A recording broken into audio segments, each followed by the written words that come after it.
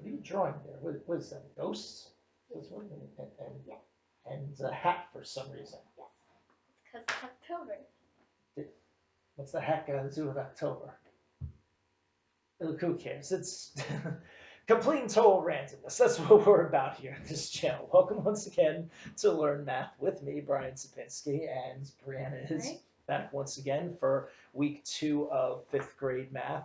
And our subject this week is we're going to be looking at properties of addition and multiplication. And we're also going to be expanding upon what we talked about last week with the power of 10, where we talk about powers in general and seeing how they affect numbers. So we're going to bring a little bit of last week back into this week as well. The first property that we're going to look at, okay, and there are 2 acceptable pronunciations of this. I call it the commutative property. She prefers to call it the commutative property. Both are acceptable. No matter which way you say it, though, the rule behind it remains the same, in that whenever adding or multiplying together a string of at least 3 or more numbers, or even 2, doesn't matter, the order in which they are added or multiplied together does not change the final sum or product. So you can switch the numbers around whatever order you like, and everything will still end up the same.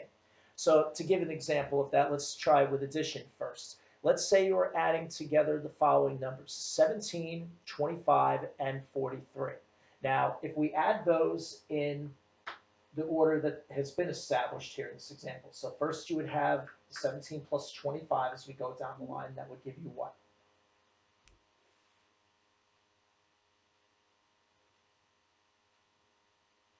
Okay, so that would give you 42, and then add the 43 onto that, and we get a final sum of 85. Okay, so let's just say, for instance, that we were to shuffle the numbers around, okay? And in this instance, we'll also try to take advantage of something that you could occasionally see in some of these long additions and use it to your advantage, and that is that sometimes if you see the 2 numbers can add together to give you a number ending in 0, or in other words, a multiple of 10, you may want to use that to your advantage. It's kind of in the same vein how in earlier years of math, that when adding a string of several single-digit numbers together, you try to find tens within certain numbers first and group it to make adding the rest of the numbers easier.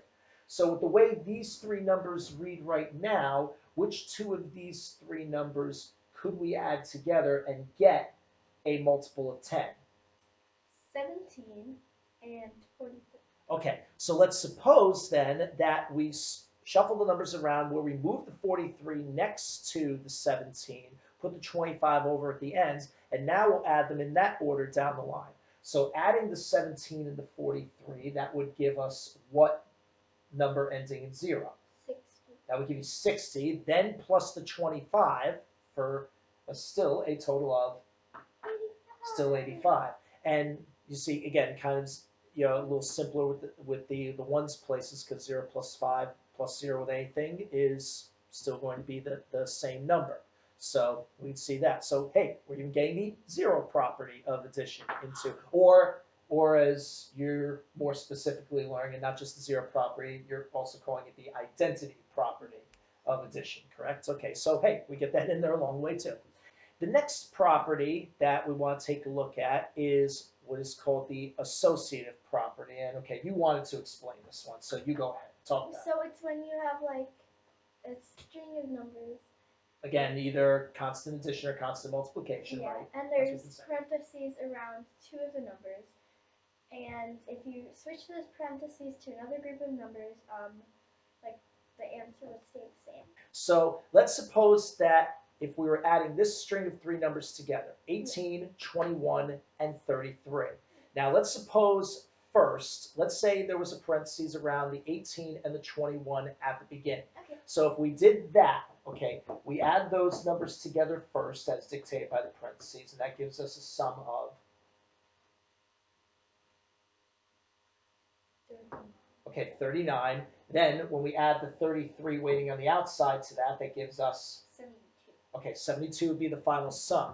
Now, let's see what happens if we take those parentheses and instead put them at the ends around the 21 and the 33. Let's see what happens this time. So adding the 21 and the 33 first would give us 54. 54. And now the 18 plus comes down to join it, and we do that addition. And notice it still gives us 72. Okay, so the grouping will not change the sum. And the same would happen in a multiplicative circumstance. So keep that in mind. All right. So now the next one that we'll look at here, and this one is going to be one that in future maths is going to be a very crucial property to understand and master and things like that. And that is the distributive property. Right. Okay. So this one combines addition and multiplication with each other. The idea is that you have a single number that is being multiplied to an additive string of numbers. Subtraction, of course, counts in the additive string as well. The whole idea is that that multiplication would get applied to each and every number that appears in the addition sentence. So it thus creates several multiplications that you would calculate separately and then add the results of all those together. So let's say that we wanted to calculate the following sentence. 7 times the sentence 40 plus 1. Okay, so with the way that's set up, that 7 would get multiplied to both numbers that are in that addition sentence. So you would be calculating 7 times 40 and 7 times 1, and then adding the results when you're done. So first, for instance, 7 times the 40, that would give us how much? 28. Okay, well, 20, now remember it's 40 though, not 4 strictly. Yeah, 280. So 280, okay, and then the 7 times the 1, 7, okay, and we know that because multiplying by 1 is the identity property of multiplication. Multiplying by 1 does not change the value that you started with. So again, we're sneaking that in a little bit. All right, but anyway, we add those results together and we get a final sum of 287.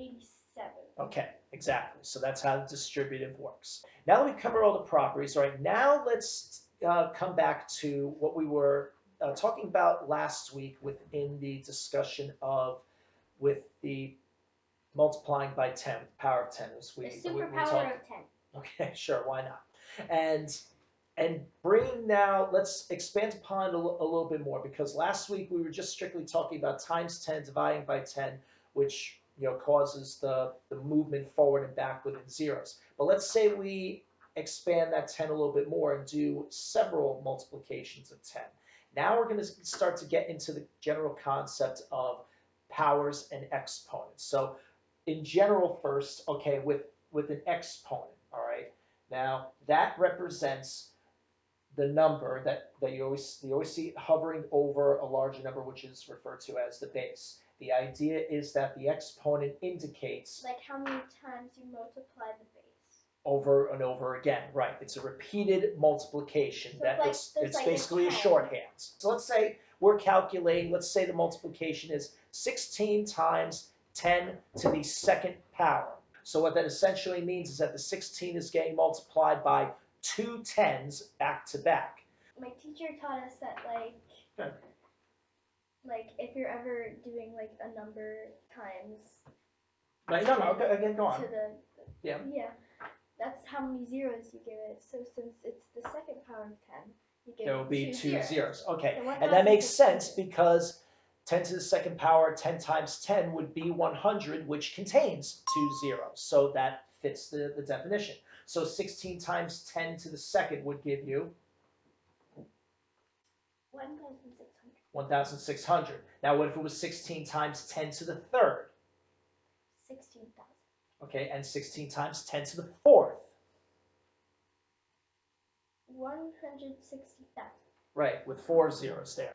And now just to tie what we were just talking about with the properties into this a little bit, just to kind of meld both concepts together, let's say we were calculating this. What if you were calculating 5 times the expression 3 times 10 to the fourth? You can either take it the way it is now and calculate 3 times 10 to the fourth. Now, 3 times 10 to the fourth would give us what? 3 30,000. Okay, 30,000, which we then multiply by 5, and we get 150,000. 150,000, right. Notice that the 4 zeros that were there before are still there now after the 3 times 5 in the front has been calculated. That part will not change. Now, again, let's bring the associative property back into it. What if, in that calculation, what if we move the parentheses over and do the 3 times 5 first? Doing the 3 times 5 first would give us 15. And then if we do the times 10 to the 4th, which again would gain the 4 zeros like we saw, and you still have 150,000.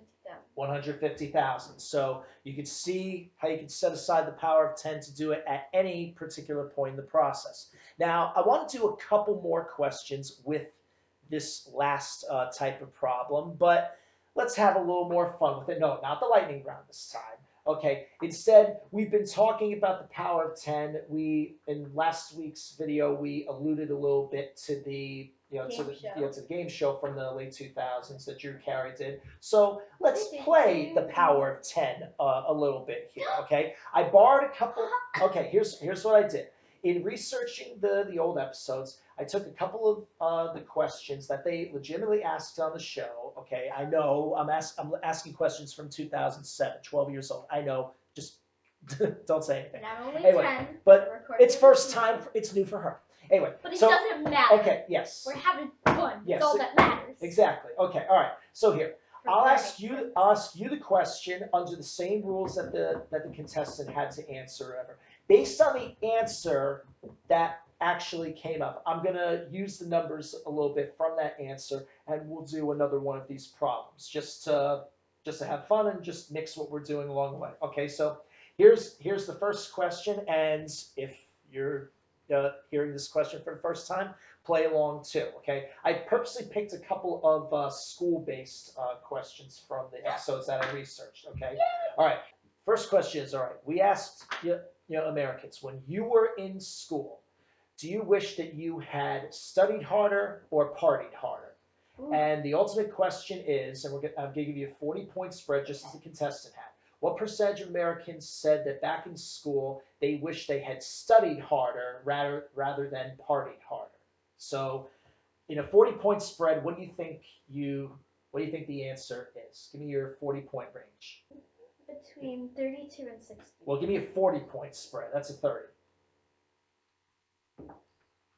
Then to 72. Okay, 32 to 72%, you're saying. All right. So the idea would be if the answer fell anywhere in that 40-point spread, she would get the money and advance the next level up.